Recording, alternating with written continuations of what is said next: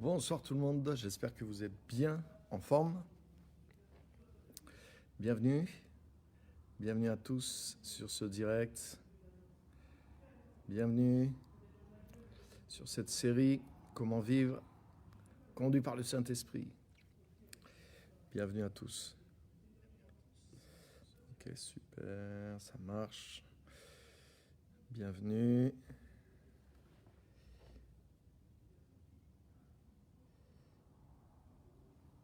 Bienvenue Christophe, Gédéon. Pour l'instant, vous êtes deux. Les autres arrivent, ne vous inquiétez pas. Bienvenue en tout cas. Merci d'être les premiers. Et on va continuer sur cette série. Comment vivre conduit par le Saint-Esprit.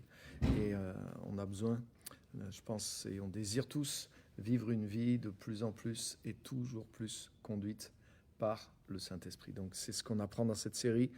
Et on a vu déjà de très très bonnes choses et on va continuer ce soir. Donc bienvenue à tous, bienvenue Geneviève, Pasteur Simone, bienvenue tous, super, content de vous avoir ce soir. Sandrine, Pascal, je vous vois arriver. Clarisse, bienvenue tout le monde. Super, super, super, on va avoir un super épisode ce soir dans notre série Comment vivre conduit par le Saint-Esprit. Bienvenue Manouchka, bienvenue à tous. N'hésitez pas à partager aussi avec votre... Vous avez un petit bouton partager qui permet aux gens qui sont en lien avec votre page Facebook de se connecter et de pouvoir suivre aussi, d'avoir le message. Et c'est un message qu'on a besoin. Espérer, l'espérance. Je pense que c'est vraiment quelque chose qui fait partie de notre richesse particulière en tant que personne de Dieu, en tant que fils et filles de Dieu, en tant que personne de foi. Mais on a ce privilège d'avoir l'espérance et d'avoir une espérance à partager. Et ça va être le thème ce soir, comment être conduit par le Saint-Esprit. Mais on va voir que Dieu nous conduit par l'espérance. Dieu nous donne l'espérance et Dieu nous conduit par l'espérance. Souvent, c'est ce que j'avais dit sur le tout premier volet, tout premier épisode, les chrétiens pensent que pour être conduit par le Saint-Esprit, c'est juste au travers des prophéties, la vie charismatique, entendre la voix de Dieu. Et ça, c'est des choses ponctuelles. Et ce que j'essaye de vous donner dans ces messages, c'est des choses qui sont structurelles, c'est-à-dire des choses qui sont dans le long terme. Parce que c'est impossible de vivre conduit par le Saint-Esprit uniquement avec le ponctuel. Bien sûr, c'est indispensable aussi. Et c'est une grande richesse. Et peut-être je ferai un épisode là-dessus aussi, comment Dieu nous conduit par la parole de connaissance ou la prophétie, par des révélations, etc. etc. Mais bon, je dirais que c'est la partie la plus facile. Si Dieu nous parle, si Dieu te révèle quelque chose et qui te donne une direction par une révélation, ben, il y a juste à obéir. C'est pas compliqué du tout d'être conduit par les choses comme ça, ponctuelles. Et on fera un volet sûrement là-dessus. Mais par contre, il y a quelque chose qui est structurel et qui nous demande justement un travail de fond dans notre vie pour que cette structure soit posée. Et c'est comme ça qu'ensuite Dieu va nous conduire dans dans le fond, dans le long terme, dans le quotidien, dans un progrès constant de notre vie. Et c'est cette sagesse-là dont Paul nous parle, on l'avait vu aussi dans Colossiens 1,9 par exemple, qui est quelque chose de structurel et par lequel Dieu va nous conduire. Donc c'est ces sujets-là que je partage avec vous sur cette série et celui de ce soir en fait partie. Dieu nous conduit par l'espérance, Dieu nous conduit au travers d'une espérance qu'il nous donne et vous allez voir que c'est tellement important et tellement fondamental. Et c'est des choses des fois sur lesquelles c'est des richesses qu'on a déjà et sur lesquelles on ne réfléchit pas, sur lesquelles on puise pas dans ces richesses-là, alors que c'est énorme en réalité l'héritage que nous avons au travers de l'espérance par exemple. Et c'est ce qu'on va voir ce soir. Donc bienvenue à tous ceux qui nous ont rejoints. Ludivine, Christiane, Philippe... Voilà, j'espère que j'ai oublié personne. Si je vous ai oublié, c'est involontaire. Soyez vraiment les bienvenus. N'hésitez pas à partager. Et on va démarrer le sujet directement. Donc, Ce soir, comment être conduit par le Saint-Esprit. Notre épisode va porter, vous l'avez compris, sur l'espérance. Dieu nous conduit au travers de l'espérance qu'il met en nous. Et on va voir qu'est-ce que c'est, de quoi il est question. J'en parle dans le livre de Kit de survie aussi, mais je vais partager aussi des choses différentes avec vous ce soir aussi. Comme ça, vous pouvez compléter avec ce qui est dans le livre et avec ce qu'on va voir ce soir. Et bienvenue encore à ceux qui nous rejoignent, Jean-François, Bruno, soyez les bienvenus. Donc j'ai pas mal de passages à voir avec vous et on va avancer sans plus tarder. Donc on va lire un verset de référence dans 1 Corinthiens chapitre 13, le verset 13. Venez avec moi dans 1 Corinthiens chapitre 13 et verset 13. 1 Corinthiens chapitre 13 et verset 13. C'est un verset très connu où Paul dit ceci: « Maintenant donc ces trois choses demeurent, la foi, l'espérance, l'amour. Mais la plus grande de ces choses, c'est l'amour. » Donc c'est les trois vertus de base de la vie chrétienne, la foi, l'espérance et l'amour. Si nous manque une de ces trois, mais waouh, le moteur ne marche pas. Hein. C'est vraiment des vertus basiques, fondamentales de la vie chrétienne et qui font partie du chrétien.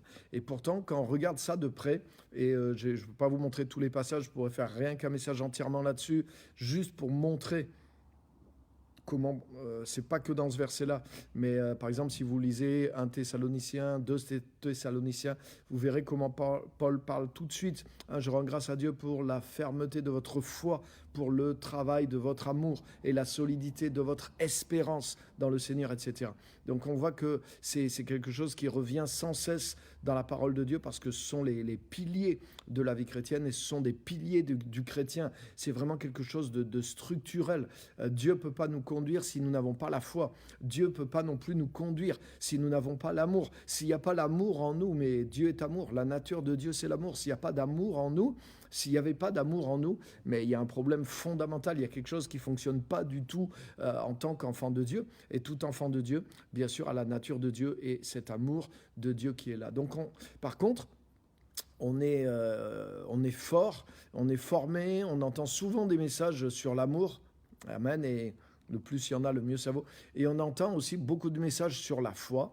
Par contre, on entend très peu de messages sur l'espérance. Et des fois, on ne sait pas ce que c'est vraiment l'espérance. Pourtant, ça fait partie de ces trois piliers, de ces trois vertus fondamentales de notre vie chrétienne. Et c'est important de découvrir ce qu'est vraiment l'espérance et d'utiliser, de fonctionner avec l'espérance. Parce que forcément, si on ne la connaît pas ou pas assez, c'est quelque chose dont on ne va pas vraiment se servir, on ne va pas s'appuyer dessus, alors que c'est un de nos fondements, un de nos piliers et un de nos moteurs aussi dans la vie chrétienne. Donc ce soir, gloire à Dieu, vous êtes là et vous allez sûrement découvrir avec moi des choses nouvelles et on va apprendre ensemble sur l'espérance, mais l'espérance qui vient de Dieu et on va découvrir ensemble ce qu'elle est parce qu'elle est tellement importante. Donc on va lire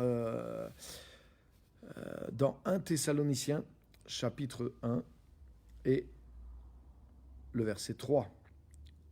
J'en parlais à l'instant. 1 Thessaloniciens, chapitre 1 et verset 3. Voilà, nous rappelant sans cesse l'œuvre de votre foi, le travail de votre amour et la fermeté de votre espérance en notre Seigneur Jésus-Christ devant Dieu notre Père. Donc, vous voyez, c'est ce que je disais, on voit que ça fait partie des fondements et des piliers de la vie chrétienne. Alors, qu'est-ce que c'est l'espérance ? Déjà, je voudrais montrer qu'il y a une différence entre ce qu'on appelle l'espoir dans le monde et ce que la Bible appelle l'espérance biblique, l'espérance divine qui est en nous. Hein, avoir un espoir dans le sens commun du terme, en dehors du langage de la parole de Dieu, avoir un espoir, mais c'est, voilà, j'espère que quelque chose va arriver, j'ai l'espoir que les choses vont s'arranger, c'est un souhait, hein, je souhaite que tu ailles mieux. Je souhaite que toute cette période s'arrête. J'ai l'espoir. J'espère que ça va s'arranger. J'espère qu'on va en sortir. Mais c'est un espoir qui est un souhait, mais qui n'est pas fondé sur une certitude que peut-être ça va s'arranger. Et c'est ce qu'on espère. Mais on ne sait pas si ça va s'arranger. Vous voyez, l'espoir qu'on a, il n'est pas garanti. Tandis que l'espérance dont nous parle la parole de Dieu, c'est quelque chose de complètement différent. L'espérance dont nous parle la parole de Dieu, c'est un espoir qui est garanti. L'espoir humain n'est pas garanti, mais l'espérance que nous donne la parole de Dieu, c'est un espoir qui est garanti parce qu'il repose sur la parole de Dieu, il repose sur des certitudes, il repose sur des réalités invisibles. Et c'est pour ça que Dieu nous conduit par l'espérance. Dieu ne nous conduit pas par l'espoir. Dieu nous conduit par l'espérance. C'est-à-dire que Dieu nous donne des certitudes, Dieu nous donne des promesses, justement, afin que nous puissions avoir une espérance. Hein?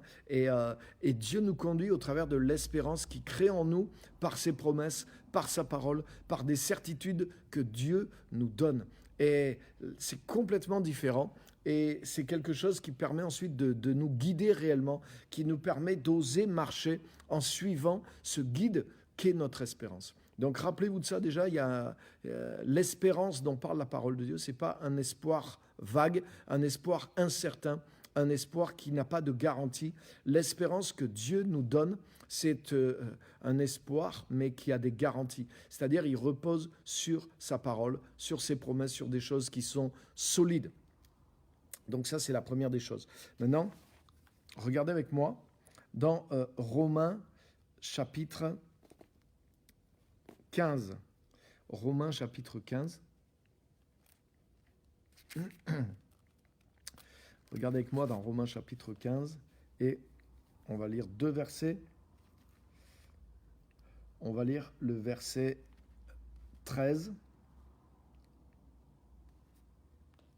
Voilà, un verset clé sur le sujet. Romains chapitre 15 et verset 13. Il est dit ceci. Que le Dieu de l'espérance vous remplisse de toute joie et de toute paix dans la foi, pour que vous abondiez en espérance par la puissance de l'Esprit Saint. Il y a 2 fois le mot espérance et il est carrément dit que le Dieu de l'espérance. Donc ça veut dire que Dieu est le Dieu de l'espérance.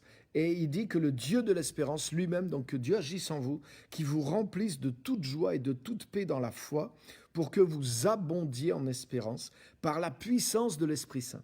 Donc ça veut dire que non seulement Dieu est le Dieu de l'espérance, mais Dieu est le Dieu qui nous alimente, qui nous remplit de cette espérance, qui fait le plein. Hein, l'idée de là, c'est de, voilà, comme tu remplis ton réservoir, Dieu veut remplir notre réservoir, Dieu veut remplir ton réservoir d'espérance. Et comment il le fait ? Il le fait entre autres par la puissance du Saint-Esprit. Donc Dieu s'appelle lui-même, Dieu se nomme lui-même dans ce passage, le Dieu tout-puissant est le Dieu de l'espérance. Dieu est un Dieu d'espérance. Ça veut dire que le fait de connaître Dieu, le fait de marcher avec lui, c'est associé à l'espérance. Ça, c'est quelque chose de fondamental. Il y a un autre passage qui le dit, et on ne va pas prendre le temps de le lire, mais vous pouvez noter, c'est Éphésiens 2,12. Il est dit que avant de connaître Dieu, nous étions sans Dieu et sans espérance dans le monde. Hein? Avant de le connaître, on était dans les ténèbres et on était sans Dieu et sans espérance dans le monde. Ça veut dire que le fait d'avoir Dieu, automatiquement crée une espérance à l'intérieur de toi. Parce que Dieu est le Dieu de l'espérance. Tu ne peux pas connaître Dieu, avoir Dieu et sombrer dans le désespoir total. Tu peux vivre des choses terribles, tu peux vivre des choses accablantes, mais le Dieu vivant que nous servons est le Dieu de l'espérance. Là où il y a Dieu, il y a toujours une espérance. Parce qu'on ne peut pas détruire Dieu, on ne peut pas arrêter Dieu, on ne peut pas arrêter les plans de Dieu. Hein, par exemple, je lisais aujourd'hui dans le psaume, c'est le psaume 33, que les projets de Dieu subsistent de génération en génération. Les desseins de Dieu demeure de génération en génération, mais que par contre, Dieu lui-même s'oppose au projet des nations, il s'oppose parfois au projet des peuples, et il anéantit les projets et les desseins des nations. Mais les projets de son cœur subsistent d'âge en âge, et les desseins de Dieu demeurent de génération en génération. Alléluia! Donc on voit qu'on ne peut pas arrêter Dieu, on ne peut pas empêcher le plan de Dieu. Il n'y a aucune force dans l'univers qui peut empêcher le plan de Dieu de se manifester, de progresser. Et ce que Dieu a décidé, Dieu l'accomplira. C'est pour ça que Dieu est le Dieu de l'espérance. Parce que Dieu va aboutir, le projet de Dieu va réussir. C'est Dieu qui aura le dernier mot.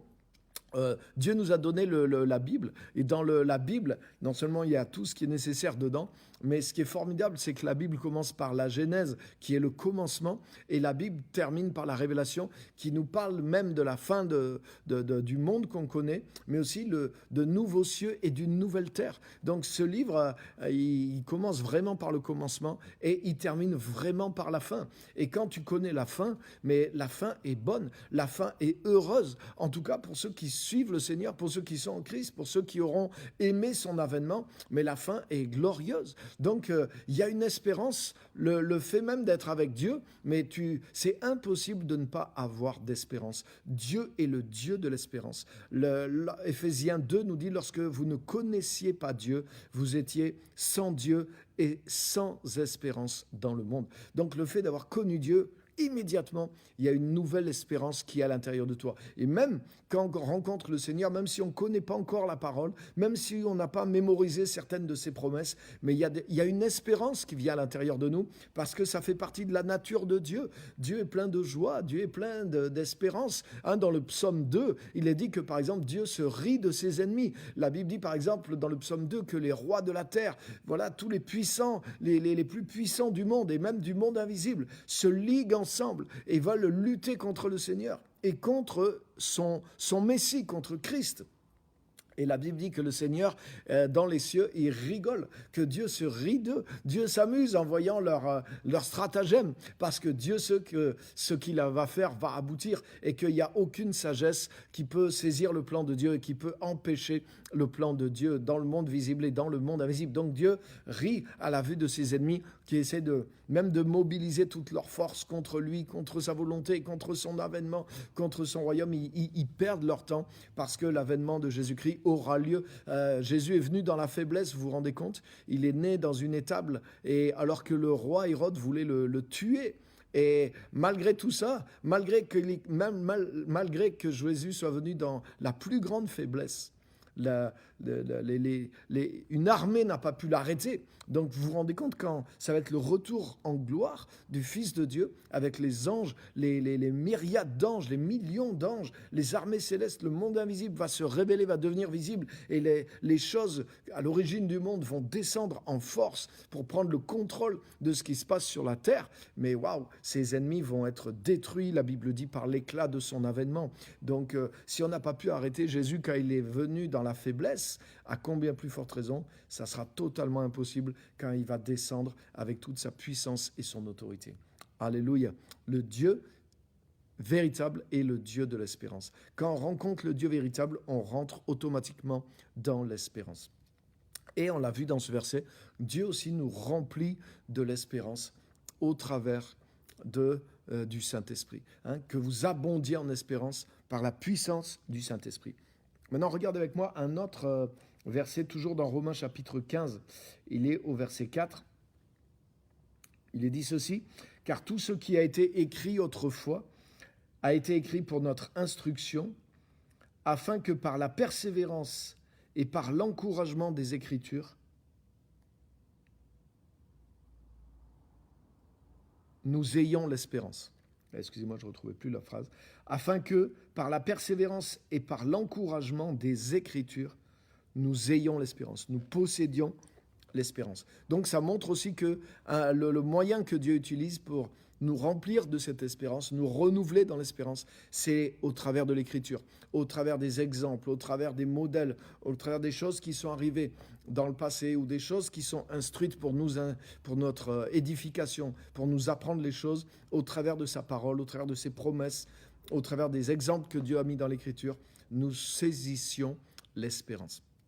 Donc voilà, là on a posé quelques fondements et je pense que vous voyez plus clairement en quoi consiste l'espérance. L'espérance, elle vient de Dieu lui-même, elle vient des promesses, elle vient du royaume de Dieu, elle vient de la finalité de Dieu, parce que Dieu triomphera, sa volonté s'exécute et elle s'exécutera. Donc forcément, ça crée une espérance. Le fait de marcher avec Dieu, nous marchons avec celui qui est vainqueur. La Bible dit que nous sommes plus que vainqueurs par celui qui nous a tant aimés. Donc le Saint-Esprit nous remplit d'espérance. Et la Bible dit, Romains 5,5, que l'espérance ne nous déçoit pas, ne nous trompe pas, parce que l'amour de Dieu est déversé dans nos cœurs par le Saint-Esprit qui nous a été donné.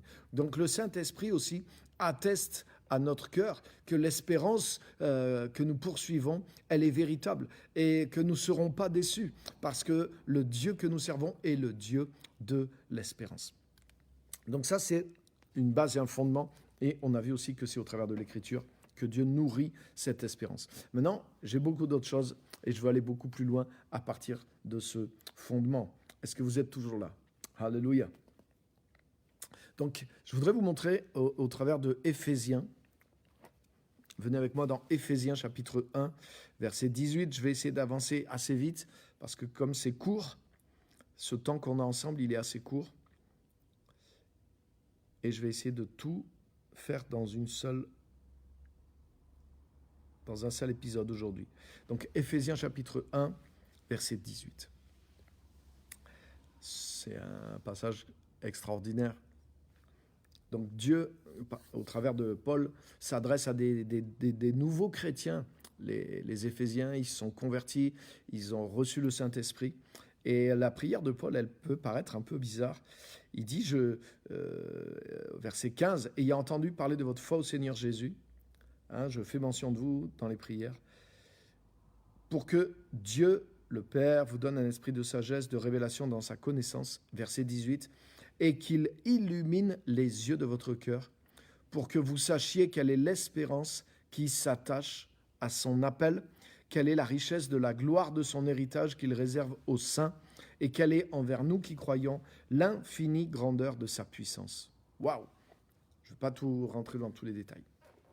Mais en fait, Paul prie pour ces nouveaux chrétiens, et tout de suite dans sa prière, il dit « Je prie maintenant pour que Dieu éclaire les yeux de votre cœur, pour que vous sachiez quelle est l'espérance qui s'attache à son appel et la richesse de la gloire de son héritage qu'il réserve aux saints. » Donc ça veut dire qu'une des premières choses que Dieu veut mettre en nous, par laquelle Dieu veut nous structurer et par laquelle Dieu va nous conduire, parce que dites-vous bien que si vous avez une parole prophétique ou un rêve qui vous donne une direction, vous vous rendez compte que ça va changer votre vie, au moins momentanément, parce que Dieu est en train d'essayer de vous diriger. Mais maintenant, imaginez, ou du moins réalisez plutôt, parce que normalement c'est des choses qui doivent déjà être en nous. Réalisez que vous vous êtes convertis, vous avez découvert le Seigneur, toutes choses deviennent nouvelles. Et quand on est dans cette vie avec le Seigneur, effectivement, on voit que tout peut être nouveau, que notre vie entière peut changer. Et c'est exactement ce que Dieu veut faire. Et qu'est-ce que Dieu veut faire? Dieu veut illuminer les yeux de notre cœur pour qu'on puisse voir à l'intérieur. Donc là, c'est plus que juste une direction pour un passage momentané de notre vie. Dieu veut illuminer les yeux de notre cœur pour nous montrer quelque chose qui demeure, quelque chose qui est solide. Et c'est quoi? C'est l'espérance qui s'attache à notre appel. C'est-à-dire que Dieu nous a appelés. En tant qu'enfant de Dieu, Dieu nous appelle à lui. Et il nous appelle aussi à une vie nouvelle. Dieu nous appelle aussi à le servir. Dieu a un appel pour nous. Et il veut nous montrer l'espérance qui est attachée à cet appel. C'est-à-dire, à quelle espérance Dieu nous appelle. Dieu nous appelle à un appel, et Dieu a un appel pour nous, et Dieu nous appelle à une espérance. Il y a un appel à espérer. Il y a une vie nouvelle sur la terre que nous devons mener. C'est exactement ça. Et là, c'est pas juste une direction ponctuelle, mais c'est une direction à vie. L'espérance que Dieu a pour nous, c'est quelque chose qui peut éclairer le chemin entier de notre vie. C'est un petit peu comme si Dieu te montrait une destination à long terme. C'est comme si Dieu te disait, voilà, maintenant tu es devenu enfant de Dieu et voilà, je suis avec toi. Et non seulement tu n'es plus sans Dieu, non seulement tu n'es plus sans espérance, mais Dieu illumine les yeux de ton cœur. C'est comme si Dieu te permettait de voir la carte qu'il a pour toi et qui te montre un chemin à long terme et qui te montre l'espérance, qui te montre vraiment comment Dieu veut te conduire à long terme, l'espérance qui s'attache à ton appel et la richesse de la gloire de son héritage qu'il réserve aux saints. Waouh! C'est pas quelque chose qui se situe après la mort, parce qu'il y a beaucoup de chrétiens, la seule espérance qu'ils ont, c'est l'espérance de la vie après la mort. Bien sûr, c'est une grande espérance, bien sûr, c'est la plus grande espérance du chrétien, mais cette espérance-là, c'est celle du salut après notre mort. Mais il y a une espérance qui agit pendant toute notre vie. Parce qu'en attendant le salut, nous sommes sur la terre. Et le salut, c'est le chemin après notre mort. Mais l'espérance, c'est le chemin pour notre vie. Alléluia. Le salut, c'est l'espérance que nous avons et c'est le chemin pour notre mort. Notre mort va ouvrir pour nous le chemin du salut éternel dans l'éternité. Mais l'espérance, le but de l'espérance maintenant, c'est de nous ouvrir le chemin pour notre vie. C'est-à-dire, Dieu nous montre à quoi il nous appelle. Dieu nous montre à quelle espérance il nous appelle. C'est pas quelque chose pour... L'espérance n'est pas juste quelque chose pour après la mort. Ça, c'est plus le salut. Bien sûr, il y a une espérance du salut et elle agit en nous et elle est importante. Il n'y a pas de souci avec ça. C'est pas contradictoire. Mais là, l'espérance dont je veux vous parler est celle dont nous parle Paul et celle pour laquelle Paul priait pour les Éphésiens. C'était pas l'espérance du salut après leur mort, mais c'est l'espérance qui s'attache à leur appel et la richesse de la gloire, de l'héritage que Dieu réserve à ses enfants maintenant que tu es devenu chrétien, mais il y a un héritage, l'héritage que tu as et que tu peux vivre sur terre. Et Dieu reprend exactement dans ce passage les mots et l'image de la terre promise. Il y a une référence claire à la terre promise quand le peuple d'Israël, il est sorti d'Égypte. Et qu'est-ce que Dieu a fait? Dieu a ouvert les yeux de leur cœur. Dieu leur a montré l'espérance qu'il avait pour eux. C'était quoi? J'ai le pays promis pour vous. J'ai la terre de Canaan pour vous. Et Dieu a appelé cette terre un héritage. Et Dieu a divisé cet héritage de la terre promise en 12 lots. Vous connaissez. Et chacune des tribus d'Israël avait un lot d'héritage sur cette terre promise. Et c'est exactement cette image qui est là dans ce verset. Dieu veut nous montrer l'espérance qui s'attache à notre appel et il veut nous montrer la richesse de l'héritage qu'il a pour chacun de nous. Ça veut dire que chaque enfant de Dieu, à partir du moment où il rentre en Christ, Dieu a quelque chose pour lui.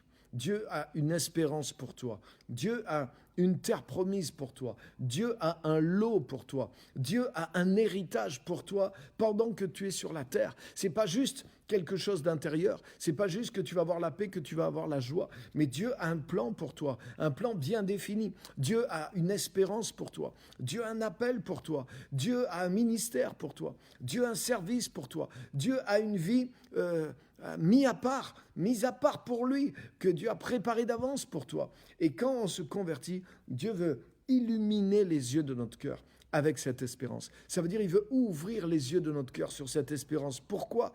Pour que cette espérance devienne notre guide, pour qu'on suive cette espérance. Il y a beaucoup de chrétiens, ils se repentent de leurs péchés, ils attendent le salut, mais leur vie totale ne change pas.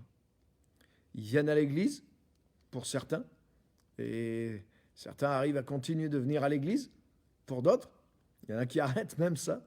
Pourquoi? Parce que justement, leurs yeux n'ont pas été ouverts sur cette espérance. Ou alors, ils l'ont entreaperçu, mais ils n'ont pas tout mis en œuvre pour le suivre. Un peu comme les enfants d'Israël. Les enfants d'Israël ont eu la foi pour sortir d'Égypte.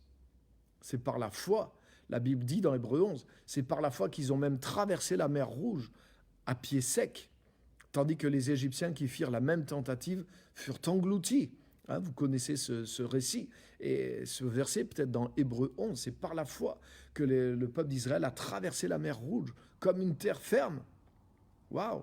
Mais la même épître aux Hébreux, dans le chapitre 3 et 4, elle nous dit que c'est par leur incrédulité, à cause de leur incrédulité, qui n'ont pas traversé le Jourdain pour s'emparer de la terre promise. Et ils ont fait demi-tour devant la conquête de Canaan à cause de leur incrédulité. Ils ne sont pas rentrés dans le repos que Dieu leur avait préparé et ils sont restés entre l'Égypte et la terre promise dans le désert. Et ça, beaucoup de chrétiens vivent comme ça. Ils attendent leur mort pour rentrer dans le salut. Ils n'ont pas renié Dieu, ils ne sont pas revenus en Égypte, mais ils n'ont pas consacré leur vie à rentrer dans leur terre promise, à consacrer leur terre promise, c'est-à-dire à rentrer dans le plan de Dieu. Ils n'ont pas échangé leur vie entière sur terre contre le plan de Dieu, pour vivre le plan de Dieu, pour vivre l'espérance que Dieu a pour eux. Et c'est pour ça que Paul prie pour les chrétiens, il dit, ça y est, vous êtes nés de nouveau, vous avez été scellés du Saint-Esprit, vous avez été remplis du Saint-Esprit, vous êtes en Christ. Maintenant, je prie que Dieu illumine les yeux de votre cœur pour que vous puissiez voir l'espérance qui s'attache à votre appel, pour que vous puissiez suivre cette espérance. Et c'est comme ça que vous allez posséder la richesse de votre héritage.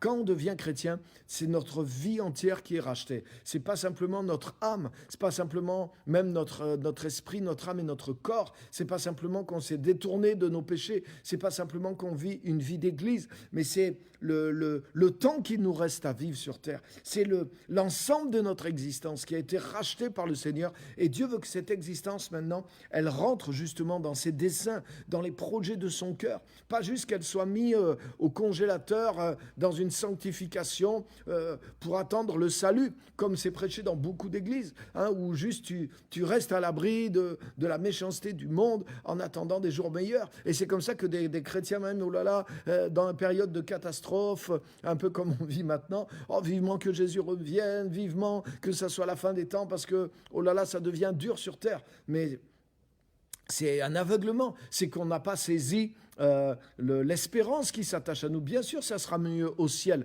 Mais même Paul, qui lui avait été ravi en esprit, il savait par expérience ce que c'était au ciel. Et il disait, mais moi, mourir, c'est un gain pour moi. Je préfère aller au ciel, être avec Christ. Mais qu'est-ce qu'il dit aux Philippiens? Il dit, mais je sais que c'est meilleur que je reste pour pouvoir continuer l'œuvre que le Seigneur m'a confiée, en particulier pour vous aussi. Et je suis persuadé, dit Paul, que je vais rester parce que vous avez encore besoin de moi, parce que l'œuvre a encore besoin de moi, parce que j'ai encore une terre promise à saisir, j'ai encore une partie à conquérir, j'ai encore quelque chose à accomplir pendant mon temps sur la terre. Et c'est ce que je voudrais vous léguer au travers de ça, les amis. L'espérance que Dieu nous a donnée, c'est le plan de Dieu pendant qu'on est là en vie sur terre. C'est pas juste pour continuer notre vie comme on l'a commencé dans le monde en enlevant juste le péché et en rajoutant l'Église. Non, c'est pour que le cours de notre vie, le but de notre vie, les raisons de notre vie, ce avec quoi nous remplissons nos journées, soient remplis maintenant d'autres choses, soient remplis d'une autre direction, celle d'accomplir le plan de Dieu, d'accomplir la volonté de Dieu, de semer la volonté de Dieu avec de notre vie, de produire un fruit utile au travers de la bénédiction que Dieu met dans notre vie, de nous enrichir nous-mêmes pour enrichir le monde, d'investir la vie de Christ que nous avons reçue dans le monde pour que le royaume de Dieu pousse, pour que la volonté de Dieu soit faite, pour que d'autres soient sauvés, pour que les choses soient changées au travers du sel et de la lumière que nous portons, dont nous sommes remplis. Alléluia! Vous connaissez aussi certainement tous Jérémie 29, 11, où Dieu dit ceci, « Car je connais les projets que je forme pour vous, dit l'Éternel, projet de paix et non de malheur, afin de vous donner un avenir et une espérance. » Donc Dieu ne leur parle pas de leur vie après la mort. Dieu parle de l'espérance terrestre du peuple d'Israël. Et il dit, j'ai formé des projets sur vous pour vous donner un avenir à espérer, pour vous donner un avenir et une espérance. Car je sais, littéralement, Dieu dit, je sais les pensées que je pense sur vous. Et la révélation de l'espérance, c'est quoi? C'est que Paul prie, qu'il illumine les yeux de votre cœur pour que vous puissiez voir l'espérance. Mais c'est que la pensée que Dieu pense à notre sujet vienne dans notre propre pensée. C'est exactement ça, cette révélation. C'est-à-dire que ce que Dieu a pensé pour toi, ah tiens, moi je pense ça pour toi.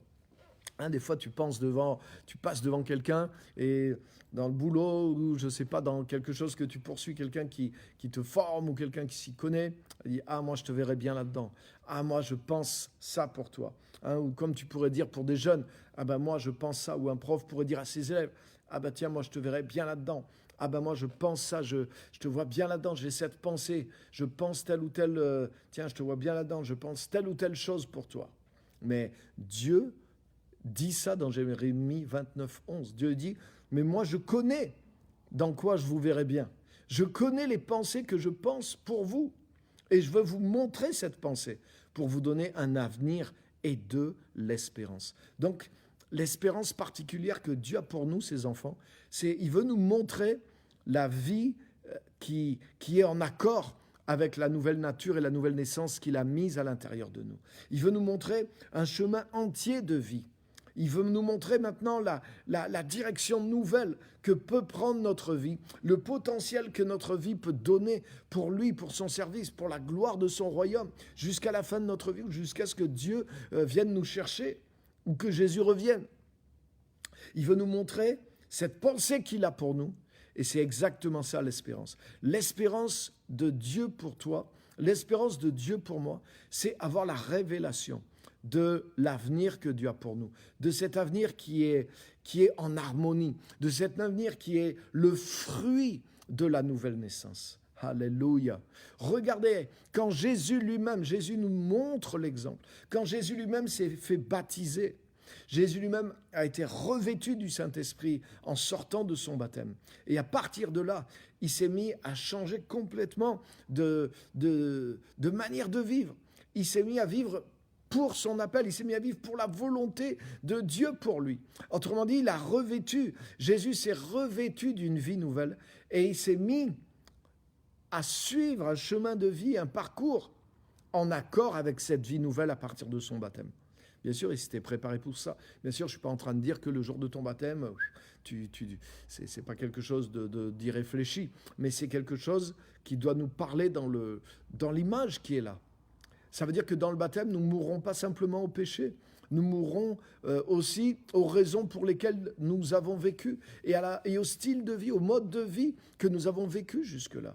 Et nous voulons, comme dit l'apôtre Pierre, vivre maintenant avec le temps qui nous reste à vivre, selon la volonté de Dieu, avec le temps qui nous reste à vivre sur terre. Et nous voulons vivre une vie en accord avec la vie de Jésus-Christ que nous avons revêtue, avec le Saint-Esprit que Dieu nous a donné. Et c'est exactement ça. L'espérance, c'est avoir...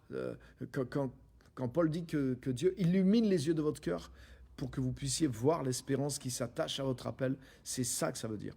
Ça veut dire que vous ayez la révélation de cette pensée que Dieu pense pour vous et pour votre avenir maintenant que vous êtes en Christ, que vous vous mettiez vous aussi à penser cette pensée, que la pensée de Dieu concernant votre avenir soit dans votre pensée et qu'en voyant cette pensée, vous vous mettiez à suivre le chemin nouveau qui vous est tracé. Alléluia, alléluia, c'est la définition du salut dans Éphésiens 2, versets 8 à 10, car nous sommes son ouvrage, ayant été créés en Jésus-Christ, pour de bonnes œuvres que Dieu a préparées d'avance, afin que nous les pratiquions, accomplissions, que nous y marchions. Donc, ça veut dire qu'il y a une vie en accord avec la nouvelle nature. Nous sommes son ouvrage, créé en Jésus-Christ. Donc, il y a une nouvelle dimension qui est rajoutée à notre vie quand on vient à Christ, quand on prend le baptême. Nous avons cette vie nouvelle, nous revêtons Jésus-Christ. Mais maintenant, le but de ce revêtement, le but de cette vie nouvelle, le but de ce nouveau potentiel qui est en nous, le but de cette transformation intérieure que nous avons vécue, c'est de vivre une vie nouvelle aussi. C'est de vivre pour d'autres choses, de vivre pour d'autres raisons. Pas juste au niveau d'un comportement personnel, je vais être plus gentil, je vais pardonner et je vais rester exactement dans la même configuration de ma vie. Non, ça doit changer et ça devrait en tout cas changer et affecter l'ensemble de notre vie. Parce que au travers de l'espérance, au travers de la révélation de l'espérance, mais je vais voir que ce n'est pas juste un comportement nouveau que Dieu a pour moi. Dieu a un avenir nouveau. Dieu a prévu un plan pour moi. Dieu a prévu un appel pour moi. Dieu a prévu des choses à faire pour moi. Dieu m'a commissionné avec lui. Dieu m'a donné un assignement. Dieu m'a assigné à une mission, à une tâche, une mission de vie, un but particulier, quelque chose que je vais laisser, quelque chose que je suis unique à pouvoir laisser maintenant par mon passage sur terre, peu importe le temps que j'ai, même si je me fais baptiser à 85 ans, mais ça veut dire qu'avec le temps qui me reste à vivre, maintenant j'ai revêtu Christ et c'est pour vivre pour quelque chose de nouveau et pour que le potentiel de cette vie de Jésus puisse se manifester dans cette vie nouvelle. Le potentiel que Jésus a revêtu à son baptême ne s'est pas manifesté dans la vie de charpentier de Jésus à Nazareth. Une fois que Jésus a revêtu cette vie, mais il s'est mis à faire des choses nouvelles parce qu'il était animé par une vision nouvelle, un esprit nouveau et un potentiel plus grand. Et il s'est mis à faire des choses pour la gloire de Dieu, pour le royaume de Dieu. Il s'est mis à produire quelque chose, il s'est mis à vivre une vie active, vraiment pour les choses du royaume de Dieu. Et c'est ce que Jésus nous appelle tous à faire. Cherchez d'abord le royaume de Dieu, cherchez en priorité le royaume de Dieu pour vous. Dieu sait que vous avez besoin de tout le reste. Donc il nous dit, ne vivez pas une vie comme vivent les gens du monde, pas simplement dans le sens ce qui est immoral, non. Il dit dans la manière de faire, pour les choses matérielles simplement. Ne mettez pas toute votre vie, toute votre énergie simplement pour les choses, pour faire tourner votre vie. Il dit, vous au contraire, Dieu sait que vous avez besoin de tout ça, mais faites de votre priorité le royaume. Faites de votre priorité de suivre votre appel. Faites de votre priorité de suivre l'espérance que Dieu va vous révéler et Dieu veut vous montrer. Normalement, c'est quelque chose qui suit notre conversion. Quand Paul prie pour les Éphésiens, ils sont au début de la vie chrétienne. Il dit, je prie pour que Dieu illumine les yeux de votre cœur, pour que vous attachiez à votre appel et que vous connaissiez cette espérance. Waouh! Alléluia! Donc, vous voyez, là, on est allé beaucoup plus loin. Mais il y a encore beaucoup d'autres choses que je voudrais vous amener à découvrir ce soir. Et qui sont tellement puissantes. Alléluia. Alléluia. Je voudrais vous montrer un autre passage dans Hébreux chapitre 6. Venez avec moi dans Hébreux chapitre 6. Passage extraordinaire. Hébreux chapitre 6.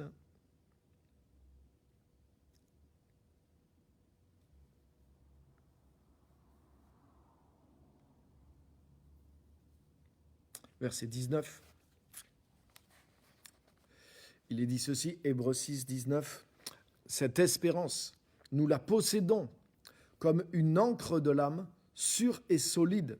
Elle pénètre au-delà du voile, là où Jésus est entré pour nous comme précurseur, ayant été fait souverain sacrificateur pour toujours, selon l'ordre de Melchizedek. Donc là, on arrive dans un contexte de... Je ne veux pas rentrer dans tout le contexte de Hébreux 6, mais il nous dit simplement, ce que je veux retirer ici, c'est que l'espérance que Dieu nous donne, l'espérance que Dieu nous révèle, cette espérance dont j'ai parlé, la vie que Dieu a pour nous, la vie, l'avenir que Dieu nous réserve, l'appel que Dieu nous réserve, le rôle que Dieu nous a assigné, la tâche que Dieu nous a assignée, avec les talents et la nature nouvelle qu'il nous a donnée. Donc Dieu nous appelle à une mission qui n'est pas impossible, mais qui est possible. Et cette espérance, ce chemin de vie, nous la possédons. Et regarde ce qu'il est dit. Comme une ancre de l'âme, sûre et solide. Donc c'est quelque chose qui n'est pas de l'ordre de l'espoir, comme on a vu dans la définition, c'est-à-dire un espoir humain sans garantie. C'est quelque chose qui est sûr et solide. Et regarde ce qu'il est dit. Il est dit que cette espérance, elle est comme une ancre. Et cette ancre, elle pénètre au-delà du voile. Donc là, dans le contexte, il fait référence au ciel lui-même. Le voile qui sépare le monde visible du monde invisible, le voile du temple qui séparait le lieu saint et le lieu très saint. Le lieu très saint, le véritable, c'est là où est Dieu, c'est là où est la présence de Dieu, là où Jésus est rentré pour nous, comme il le dit dans le verset 20, là où Jésus est entré pour nous comme un précurseur. Donc qu'est-ce que ça veut dire? Ça veut dire que l'espérance que Dieu te donne, elle te relie et elle t'attache au monde invisible. Elle t'attache à la présence de Dieu. Elle t'attache là où est Jésus lui-même. Elle te relie à Jésus lui-même. Ça veut dire que l'espérance, le plan de Dieu, suivre le plan de Dieu, c'est suivre Jésus. Ça veut dire qu'aussi, penser suivre Jésus sans suivre le plan qu'il a pour nous, sans suivre l'espérance qu'il a pour nous, il y a quelque chose qui ne marche pas. Ou alors, on est loin. Mais l'espérance, cette espérance qu'on a vue ce soir, elle pénètre au-delà du voile, là où Jésus est rentré pour nous comme un précurseur. Donc ça veut dire quoi? Ça veut dire que Jésus, depuis le ciel, il te guide, il te dirige et il te tire au moyen de l'espérance. L'espérance t'a ancré en Jésus. L'espérance t'a ancré en lui. Elle t'a ancré dans le plan de Dieu qui s'est attaché à Jésus-Christ, qui vient de ce que Jésus produit à l'intérieur de toi. Alléluia. Et cette espérance, elle t'ancre en Jésus et elle est ancrée dans le monde invisible. Elle te relie au monde invisible. Donc, elle te conduit dans la sagesse que Dieu a préparée d'avance. Elle nous conduit d'après des plans de Dieu, comme on l'a vu tout à l'heure, qui demeurent de génération en génération. Ce plan, cette espérance, elle est une ancre qui plonge dans l'éternité, qui plonge dans le ciel même, qui plonge dans la présence de Dieu, qui plonge dans les plans que Dieu poursuit pour l'humanité, des plans qui sont éternels. Et cette espérance, vous vous rendez compte, elle nous relie à ce projet éternel de Dieu, elle nous relie à Jésus et elle nous relie au projet éternel que Jésus a pour nous. Oh, c'est quelque chose de puissant et d'extraordinaire. Et vous savez pourquoi? Pourquoi c'est nécessaire? Parce que ce monde aussi a un plan. Ce monde aussi suit des plans. Ce monde aussi suit une sagesse. Ce monde est conduit par une philosophie, même plusieurs philosophies. Il y a des courants d'idéologie, il y a des courants de pensée, il y a des courants de philosophie qui sont derrière la vie du monde, derrière comment le monde est structuré. Les amis, je lisais simplement un petit article humain et qui montrait que en Occident, par exemple, même nous en France ici, mais la vie qu'on vit aujourd'hui, elle s'est structurée sur le modèle économique qui est apparu à partir de l'industrialisation. La vie moderne, les machines, les usines et toute notre vie, c'est-à-dire tout notre parcours, l'idéologie qui est derrière, les amis. Et on le veuille ou pas, c'est de la sociologie, c'est né de l'observation. Par exemple, avant l'industrialisation, mais la vie des gens était régie par d'autres choses. Elle était régie par le cycle de la nature, par exemple, parce qu'on vivait beaucoup plus par rapport aux récoltes, etc. Elle était régie aussi par les naissances, parce qu'il n'y avait pas le contrôle des naissances. Elle était régie aussi par la religion, par exemple, qui avait une grande autorité. Elle était régie par le système de gouvernement. Elle était régie, et la vie des gens, les phases de la vie des gens étaient structurées par rapport à ces choses qui structurait la vie des gens. Mais la vie que nous avons héritée aujourd'hui, nous, qui sommes dans l'ère moderne, mais cette vie, elle est séquencée. Elle est séquencée par l'industrialisation. Et sur quoi est basée notre vie aujourd'hui? Mais 18 ans, c'est ta majorité. 20 ans, tu dois travailler. 20 ans, tu dois devenir, tu dois produire quelque chose. Tu dois travailler, que ce soit à l'usine ou que ce soit dans un bureau ou que ce soit ceci. Et qu'est-ce qu'on fait jusqu'à tes 18 ans? Depuis l'âge de 3 ans, on ne t'éduque pas pour que tu aies de la culture. On ne t'éduque pas pour que tu saches vivre aujourd'hui. Ce n'est pas vraiment une éducation qu'on te donne. Ce qu'on te donne, c'est de la formation pour que tu occupes ta place dans le système et que tu puisses fonctionner dans le système. Et notre vie est structurée, peut-être ça peut nous choquer, mais même nous, en tant que chrétiens, on pense, oui, on est structuré par Dieu, etc., etc. Mais j'aimerais nous amener à réfléchir, les amis. Est-ce qu'on est vraiment structuré par l'espérance ou est-ce qu'on est structuré par le mode de vie et de l'industrialisation de la société? Qu'est-ce qui a décidé pour nous? Qui a décidé que tu allais travailler? Qui a décidé à quel âge tu allais prendre ta retraite? Qui a décidé que tu devais avoir que telle période de libre dans ta semaine? Qui a décidé que tu devais avoir combien de temps libre par an? C'est Dieu qui a décidé? C'est le plan de Dieu qui s'accomplit pour toi? Ou est-ce que c'est la manière dont est structurée la vie à cause de quoi? À cause des besoins sociaux, à cause des besoins de la vie de ce monde, à cause de la structure. Pourquoi tu n'as pas de temps libre dans ta vie jusqu'au moment de ta retraite, par exemple? Est-ce que c'est Dieu qui t'a dit « Je veux que tu réfléchisses quand tu auras 65 ans. Je veux que tu prennes un temps de repos quand tu auras... » Est-ce que c'est Dieu qui nous a dit ça? Est-ce que c'est le Saint-Esprit qui a structuré notre vie de cette façon-là? Et vous voyez, c'est des choses, on ne les réfléchit même pas. Même nous, en tant que chrétiens, on est pris en réalité dans les structures même du monde. Mais ces structures même du monde qui fait qu'à 18 ans, crac, on doit penser de telle ou telle façon. À 18 ans, crac, on a la majorité. À 18 ans, crac, on doit être capable de gérer notre argent, on doit passer le permis. Donc c'est la société qui structure les périodes de notre vie. Aujourd'hui, par exemple, les femmes ont leurs enfants beaucoup plus à plus tard, 30 ans. Pourquoi? Parce que la femme veut faire ses études, la femme veut faire sa carrière. Il n'y a rien de mal à ça. Je ne dis pas que ce n'est pas de Dieu. Mais ce que je suis juste en train d'observer, de faire remarquer, c'est que ça a changé le mode de vie des femmes. C'est quoi? C'est pas le Saint-Esprit qui leur a révélé. C'est pas simplement parce qu'elles sont devenues plus intelligentes et plus libres. Oui, c'est ce qu'on dit. Mais en réalité, tout ça, c'est pas leur propre libre arbitre qui choisit ça. C'est la direction que prend notre société qui amène la majorité des femmes à se comporter de la même façon.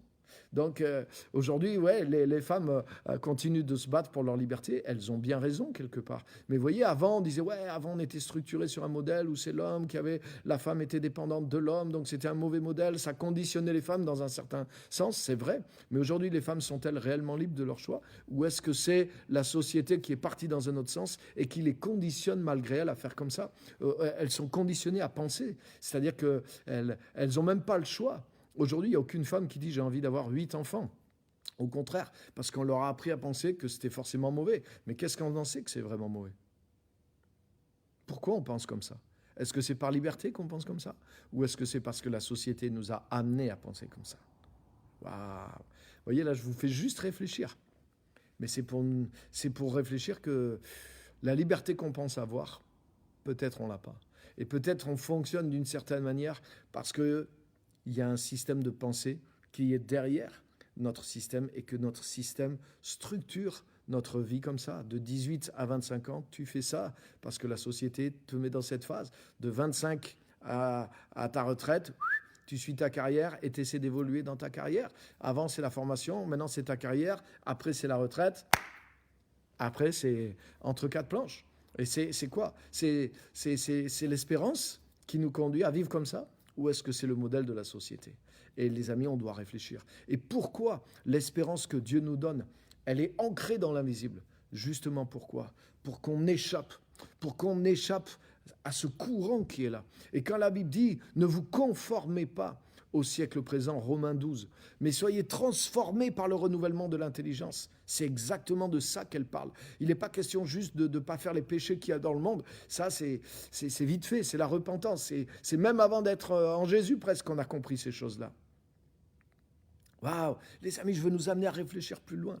Dieu veut renouveler notre façon de penser, notre mentalité, vous voyez. C'est pas juste une prophétie qui peut te délivrer de toute la structure et de toute l'idéologie qui est derrière un monde qui est entraîné entier. Quand Jésus nous dit « Choisissez la porte étroite et le chemin étroit qui mène à la vie », parce que large est la porte et spacieux le chemin qui mène à la perdition. Il ne parle pas juste des péchés qu'il y a dans le monde, il parle juste de la manière dont le monde vit, les raisons pour lesquelles le monde vit, le train de ce monde, le courant de ce monde. Et ça veut dire que pour échapper à ça, pour choisir un autre chemin que personne ne prend, ou très peu de gens perdent, c'est pas juste le chemin de la foi et un chemin intérieur, c'est une manière de vivre aussi, c'est une autre manière de construire et de structurer entièrement sa vie. Est-ce que vous comprenez? Ça va loin. Et l'espérance nous sert à ça. Et c'est pour ça qu'elle est ce câble, elle est ce filin. Et elle nous ancre dans l'invisible. Parce qu'on a besoin d'être ancré dans quelque chose d'autre et de solide. Exactement comme un bateau. L'image de l'ancre, c'est un bateau qui est sur l'eau. Il est sur quelque chose qui est instable et qui l'entraîne. Et l'ancre, elle sert à plonger et à toucher quelque chose d'une autre nature qui est solide. Le bateau est sur l'eau, mais l'ancre est sur la terre. Donc, c'est exactement ça que Dieu veut faire avec nous. La vie dans notre monde, elle est sur les courants de ce monde. Les courants de ce monde qui entraînent tout le monde, tous les bateaux du monde, toutes les barques du monde dans une mauvaise destination. Et les gens ne réfléchissent pas parce que ça marche comme ça par défaut. Le système va comme ça, la société va comme ça. C'est comme ça qu'on te prépare. C'est comme ça que tu dois penser. C'est comme ça que tu n'as pas vraiment le choix. Tout le monde suit un courant de vie et de pensée. Et des fois, le chrétien, il se convertit, il enlève le péché de sa vie, il rajoute un peu l'église, mais il est toujours dans le même courant. Il n'a pas changé de barque. Et son bateau est entraîné dans ce courant. Mais c'est pour ça que Dieu nous donne l'ancre de l'espérance. Pourquoi? Pour qu'on ne soit pas entraîné par le courant, mais pour que on touche la terre ferme, qu'on soit dans quelque chose qui est plus solide que l'eau qui est instable. Et ça, c'est le ciel, c'est l'éternité, c'est la parole de Dieu, c'est les vérités immuables du royaume de Dieu. Et l'espérance que Dieu nous donne, quand Dieu nous révèle son plan pour notre vie, Dieu nous ancre dans quelque chose qui est immuable. Comme je disais tout à l'heure dans le psaume 34, les desseins de son cœur subsistent de génération en génération. Les plans de Dieu, les valeurs du royaume de Dieu, les accomplissements. Notre vie n'est pas là juste pour produire quelque chose pour notre patron et pour le système. Bien sûr, il nous faut vivre, bien sûr. Et je n'ai pas le temps de rentrer dans tous ces détails-là, mais nous ne sommes pas là pour produire simplement ces choses-là. En tant qu'enfants de Dieu, Dieu. Nous sommes là pour produire le fruit du royaume de Dieu sur la terre. Nous sommes là pour manifester la volonté de Dieu sur la terre. Et nous avons quelque chose d'important et de fondamental à faire avec notre vie. Et pour ça, nous avons besoin de l'espérance. Nous avons besoin que l'avenir que Dieu a pour nous nous soit révélé. Et quand on le voit, c'est ce qui va nous donner la force de changer de direction. Quand je vois ces choses-là, même si je suis emporté avec ma barque dans un courant, mais je vais jeter cette ancre maintenant de l'espérance au-delà du voile et je vais m'accrocher. Et maintenant, je vais remorquer mon bateau. Imaginez que j'ai vous voyez comment on appelle ça, un treuil.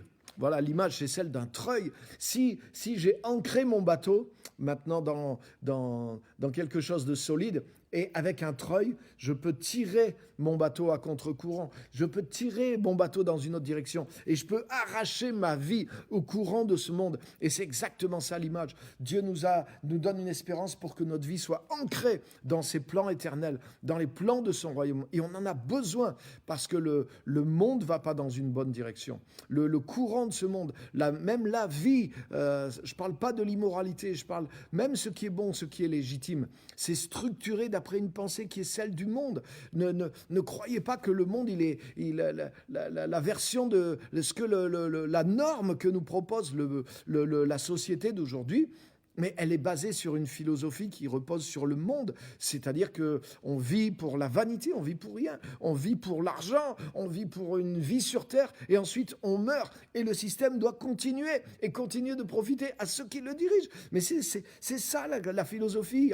Je caricature, mais derrière le monde, c'est un peu ça la philosophie qui est derrière. Mais en tout cas, c'est pas la philosophie de Dieu. C'est pas la philosophie de l'éternité. C'est pas la philosophie du royaume de Dieu. Et c'est ce que Dieu veut nous aider à comprendre. Il n'a pas changé juste notre vie intérieure. Dieu veut changer le cours entier de notre vie. Et l'espérance, c'est le guide puissant qui nous permet d'arracher notre vie à la vanité, d'arracher notre vie au cours de ce monde. Ne vous conformez pas au siècle présent. Autrement dit, ne suivez pas le cours de tout le monde, mais soyez transformés par le renouvellement de votre intelligence. Donc tu as vu, ce n'est pas juste une direction ponctuelle, c'est un renouvellement complet de notre façon de penser qui va profondément, qui nous sépare de l'idéologie qui est derrière la manière de vivre des gens.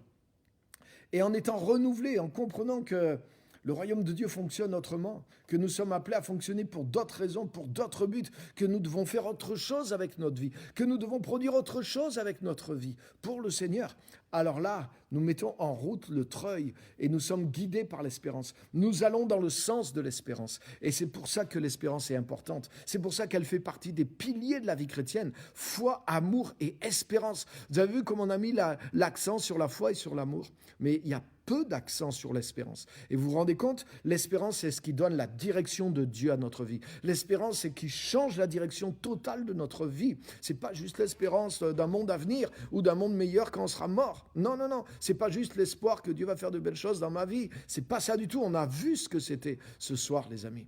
Et on voit pourquoi c'est un pilier fondamental de notre vie maintenant. Alléluia.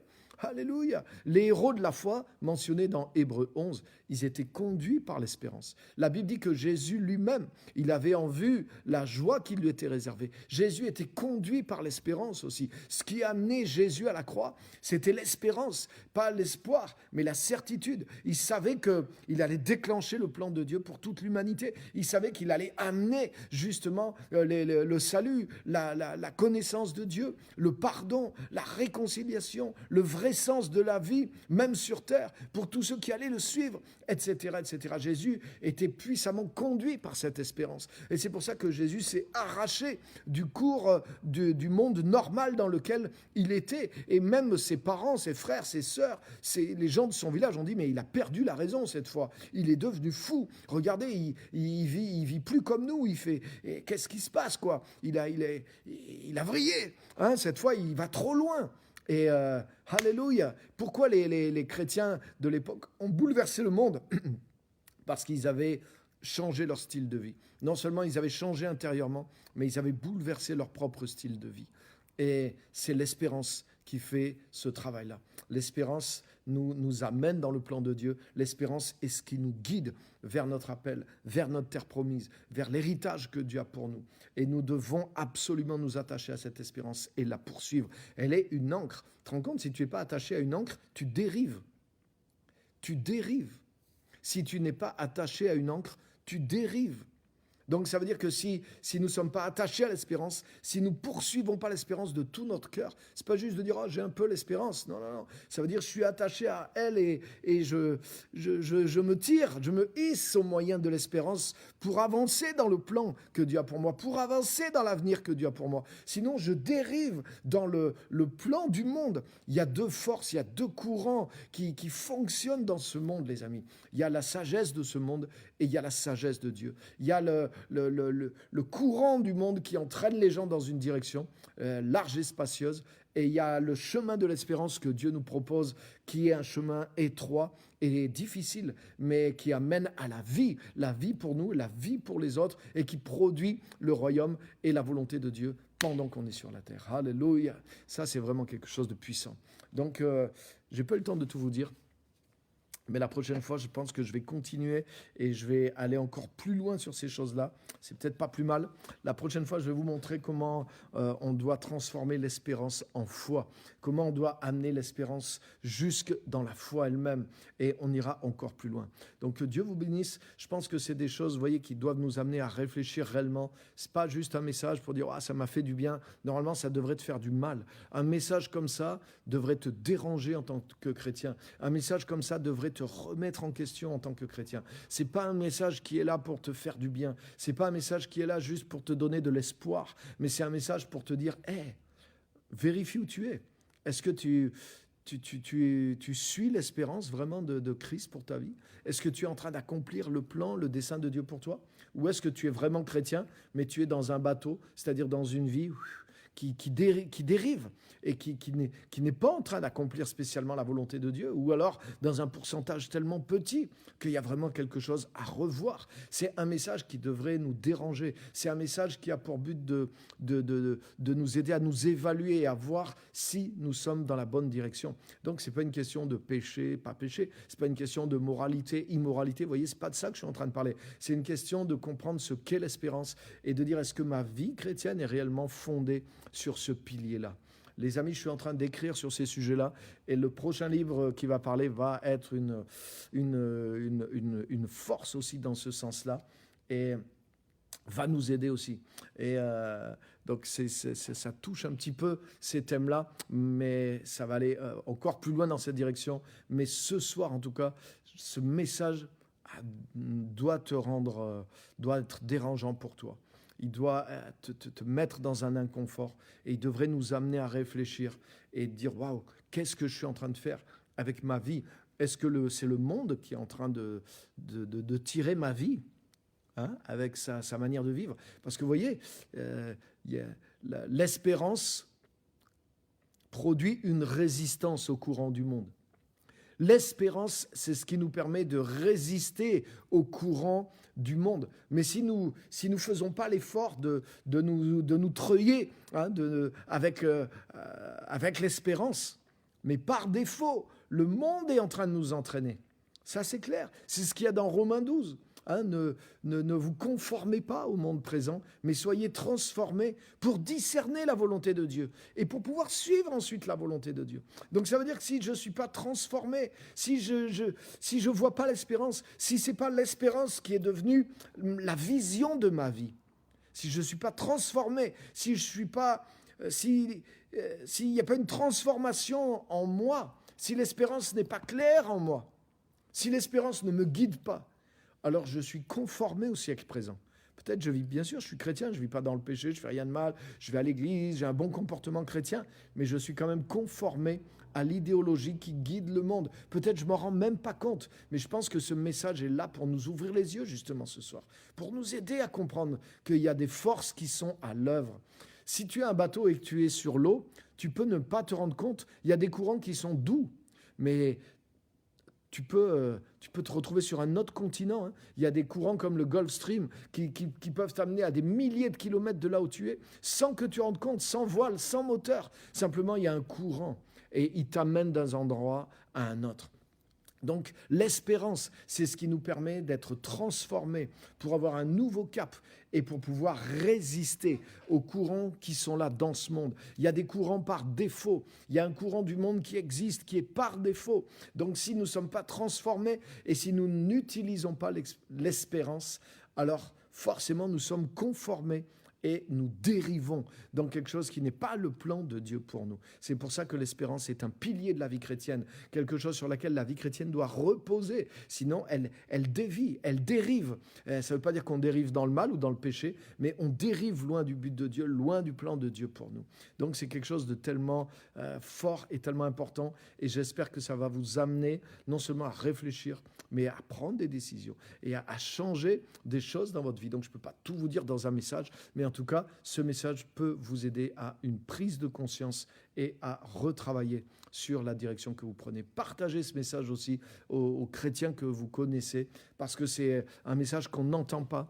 Et beaucoup de chrétiens, excusez-moi, mais des fois sont bercés et dorment gentiment dans leur petite vie chrétienne, des fois dans de belles églises aussi, où ils ont des messages qui les entretiennent dans un espoir, mais pas dans un message qui les défie dans l'espérance. Et ce message vous entretient pas dans un faux espoir, mais il vous défie dans l'espérance que Dieu a pour vous. Donc partagez-le, réfléchissez-le et appliquez-le. Que Dieu vous bénisse. Merci à tous d'avoir été là.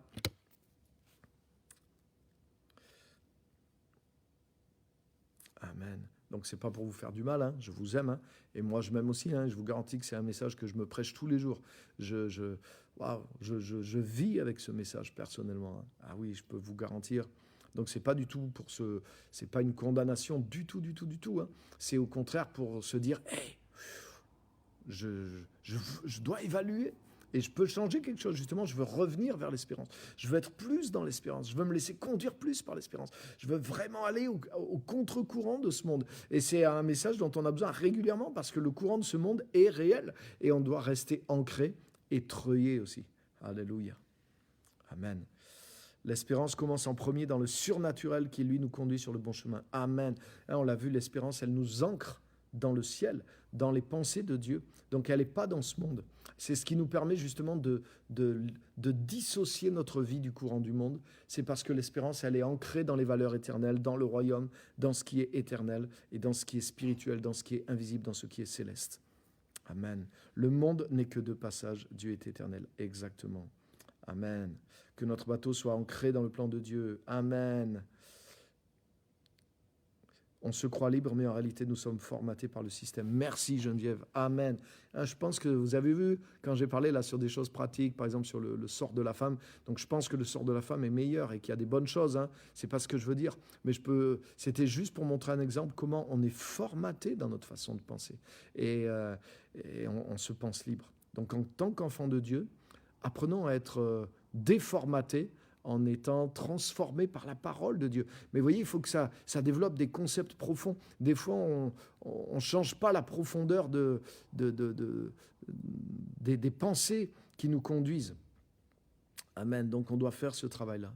Et justement, dans les livres que j'ai écrits, dans ce type d'enseignement que je ne fais pas à l'Église, vous voyez, c'est différent de ce que j'apporte à l'Église. J'essaie justement de secouer les fondements, de mettre des fondements plus profonds, des fondements réellement d'une autre vision du monde et d'une autre vision de notre vie en tant que chrétien dans le monde. C'est ça que j'essaie de vraiment apporter et de l'amener pas juste comme un message, voyez, d'édification, mais d'un message de restructuration. Un message pour des disciples vraiment qui veulent avancer. Amen. Amen. Merci à tous de vos commentaires que je suis en train de regarder, qui sont excellents. Merci à tous d'avoir été là. Donc j'espère que ça vous a été utile et vraiment que Dieu vous bénisse, que Dieu vous encourage. Je ne vous retiens pas plus. J'ai dépassé déjà mon heure de 10 minutes. Donc merci à tous d'avoir été là. Que le Seigneur vous bénisse et à très bientôt pour de nouvelles aventures. On a les cultes dimanche, bien sûr. On a aussi une semaine de prière sur Clermont qui va démarrer du 12 au 16 les matins, de 6h30 à 7h30 le matin en présentiel, oui, et aussi en direct. donc en live, je veux dire, voilà. Hein, ça sera retransmis voilà, sur le Facebook de l'Église. Donc il va y avoir des temps spéciaux aussi, justement de direction, d'ancrage dans l'espérance que Dieu a pour nous en tant qu'Église aussi, pour suivre le plan de Dieu. Et je vous annonce à l'avance aussi qu'on va avoir cette année, c'est sûr, notre convention à Pentecôte. Donc réservez déjà le week-end de Pentecôte du 21 au 24 mai, hein, donc dans un mois et demi. Et on aura une convention internationale avec des orateurs d'ici et des orateurs internationaux aussi. On est en train de travailler à préparer tout ça. Je vais vous en dire plus très très bientôt. Et en tout cas, il y aura une partie en présentiel aussi les matins et les après-midi et les soirs en digital qui seront retransmis aussi par écran, puisqu'on ne pourra pas faire venir les orateurs sur place des autres pays. Donc ils interviendront en ligne et on aura des intervenants en direct aussi les matinées. Donc ça va être quelque chose d'extraordinaire. On va atteindre nos objectifs. Ça va être quelque chose de réformateur et de restructurant aussi. Donc retenez déjà les dates. Ça sera le week-end de Pentecôte. Et vous êtes tous invités, les gens de l'Église bien sûr, mais au-delà aussi à participer. Tout sera en ligne aussi, donc vous pourrez participer, tout suivre en ligne. Ça sera entièrement gratuit et ça va être quelque chose de puissant, de réformateur. Le thème, c'est manifester le royaume et c'est des messages que vous n'allez pas entendre ailleurs. C'est des choses que, waouh, qui sont une révolution aussi dans notre manière de voir la vie et l'appel et l'Église aussi. Donc que Dieu vous bénisse. Merci à tous d'avoir été là et à très bientôt.